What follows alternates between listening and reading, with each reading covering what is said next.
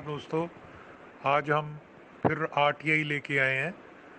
तो इस आरटीआई में regulatory body for allied health care professions and paramedics के बारे में कुछ संबंधित क्वेश्चन है और कुछ इलेक्ट्रोपैथी के संबंधित क्वेश्चन है, कुछ सीए एक्ट के हैं। पहले हम आपको इन्फॉर्मेशन जो पूछी गई है वो बताएंगे और उसके बाद जो जवाब आया उसके बारे में।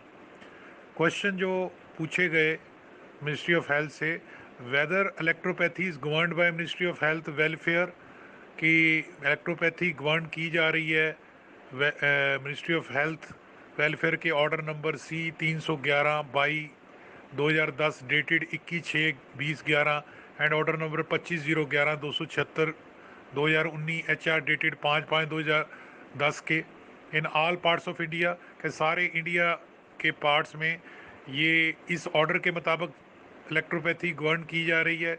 कृपया हमें ज़ेरॉक्स डॉक्यूमेंट ईमेल पे भेजिए। अगली इन्फॉर्मेशन पूछी, whether electropathy is governed by ministry of health welfare order number C 311 by dated 21/6/11 and order number 25/011। और अगली information,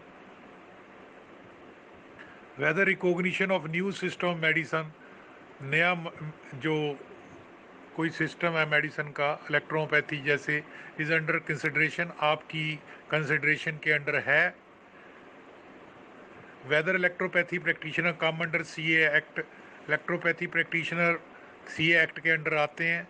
give xerox of document जिसके इलेक्ट्रोपैथी एजुकेशन और प्रैक्टिस के, जिससे ये प्रूव हो जाए कि इलेक्ट्रोपैथी की एजुकेशन और प्रैक्टिस देना बैन है इंडिया में और या यूटीज़ में 10 जुलाई 2020 के मुताबिक। अगर कोई है ऐसी चीज़ तो दीजिए।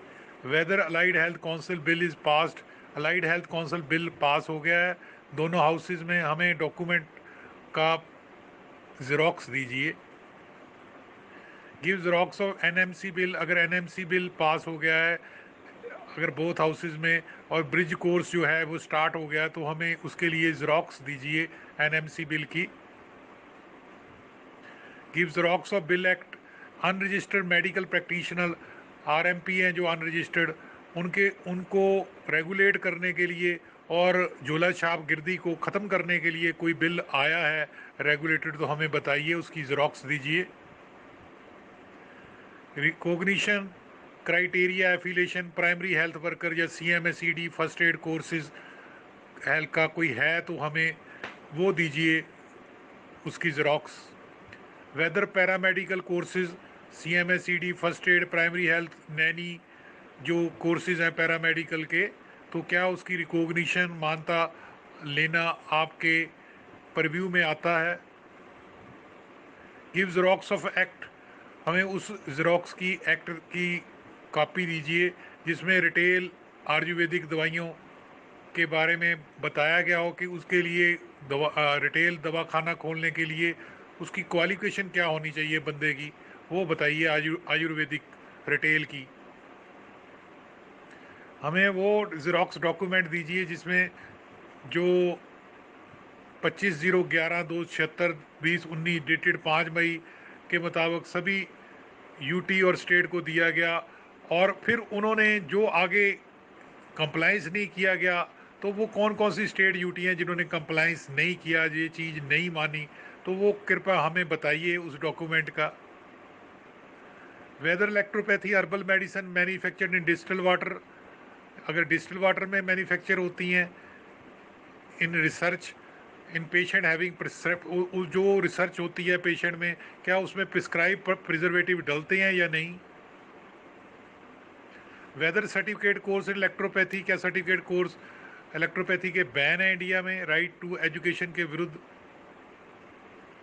Give xerox of research with proven trial, electropathy में कोई रिसर्च हुई है, ट्रायल हुए हैं मंत्रा जाप में, एक्यूप्रेशर में, एक्यूपंक्चर में, मेडिटेशन, स्टोन थेरेपी, एस्ट्रोलॉजी में आज की डेट में, तो हमें उसकी कॉपी दीजिए। तो ये आगे से जवाब आया, ये इन्वेल्प है। इसमें लिखा गया कि आपके जो ऑपरेशन है ई और आई, यानी कि पॉइंट ई एंड आई वो अलाइड हेल्थ सेक्शन से संबंधित है।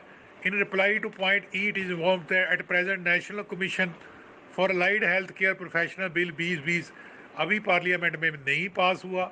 इन रिप्लाई टू पॉइंट ए ये बात कही गई कि absence of any central regulatory body, कोई भी सेंटर में रेगुलेटरी बॉडी नहीं है allied health care profession paramedics के लिए।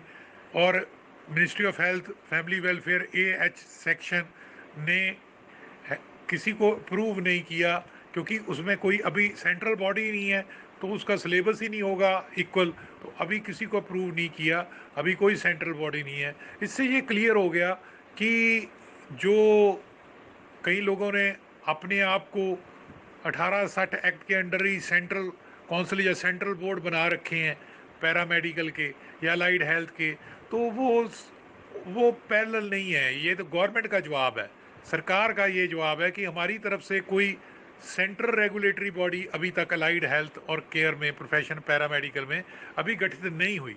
तो इससे साफ पता लगता है कि सरकार का क्या जवाब है। Department of health and family welfare AHS section government of India, तो माननीय Sheel Kumar Gupta ji under secretary to government of India और CPIO उन्होंने जवाब दिया है, तो ये आप देख सकते हैं।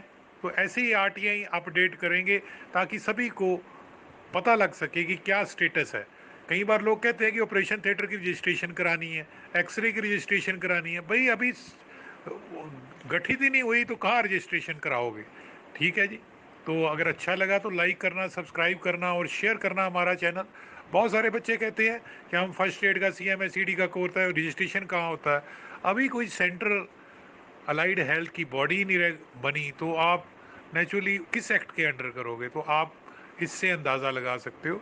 अगर आपको अच्छा लगा तो हमारी जो मोटिवेशन है बनी रहेगी। और लाइक कीजिए, सब्सक्राइब करो और शेयर कीजिए हमारा चैनल। हमारी वेबसाइट देखिए www.paramedicalindia.com और गाइडेंस कोचिंग BVOC MLT के लिए BVOC OT, BVOC x-ray, BVOC patient care, BVOC cardiac care, BVOC dialysis, BVOC hospital management, BVOC optometry, diploma in OT x-ray MLT। दोस्तों अच्छा लगा तो लाइक करना, सब्सक्राइब करना और शेयर करना।